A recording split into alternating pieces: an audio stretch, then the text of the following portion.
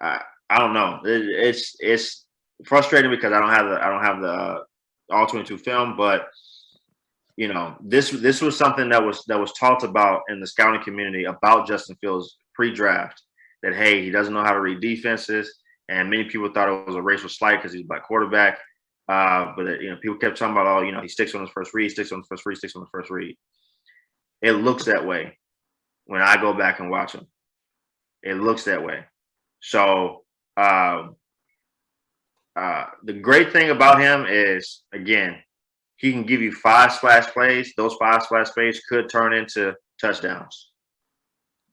And the other 25, 30 plays that he's dropping back don't even matter. Okay, get it. That's there. But against good defenses, against great defenses, that's not going to be there.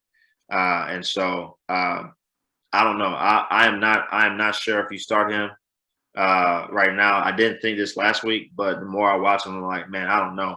One, to protect if he's going to be a guy going forward. I don't know if he have a good enough offensive line. I don't know if he's great at blitz pickup, and I don't know if he's great at reading defenses. And I'm not the only person saying that. There are many people who know way more football than me who are questioning, hey, what's going on with Justin with being able to recognize these simple things? And so this could have been why he dropped. But I know if I'm able to notice it, there are people who are way smarter than me who know football who are like, we like all the other stuff, but he can't do these simple things, or he's struggling too much with these simple things. So, yeah. But to go back and trash on Matt Nagy some more,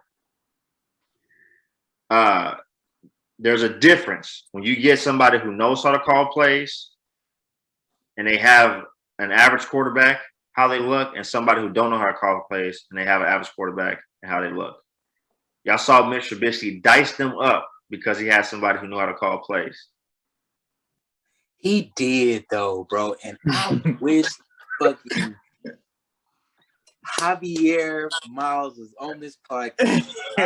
Giving it to him. Because that nigga, he looks so good. I'm like, well, damn, Josh, you might got some competition, fella. I mean, all jokes aside, though, man, Mitch Trubisky actually did look good. I didn't know if anybody was gonna bring that up, but the guy went 20 for 28. Granted, against second, third stringers, but no, it was he did face some first team. Lil Mac was in there. First team a little bit. He did. They was in there. They was in there in the first few drives, and he was still moving downfield, moving on up. He was still making it happen. He was. So but he did, man. He looked good. I mean, Mr. Trubisky, pretty athletic quarterback, and mobile in the pocket, can get out and run.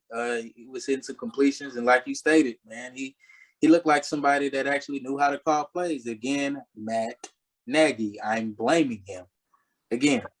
So if Justin Fields don't look like what we think he's supposed to look like, because I have confidence in his ability to want to get better and the ability to have the self-discipline to learn. Mm-hmm. So I'm not gonna chastise him for not being able to get off of the first read, so to speak. I think with some time to develop, and I don't think he starts week 1, but I think they'll feel pressure from the fan base if Andy Dalton breathe wrong. They're gonna be calling for him, right? So it's gonna be hard from an organizational standpoint to kind of ignore the paying fans. Yeah. But if he can, man, try to sit until maybe they can make some adjustments to that O-line, or they can get Matt Nagy ass out of there.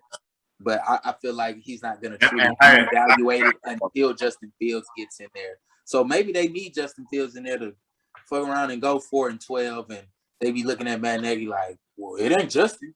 It's got to be you. You know what I mean? So maybe that needs to happen. I mean, I said 4-12, 4-13. I'm sorry, we got to actually get in there.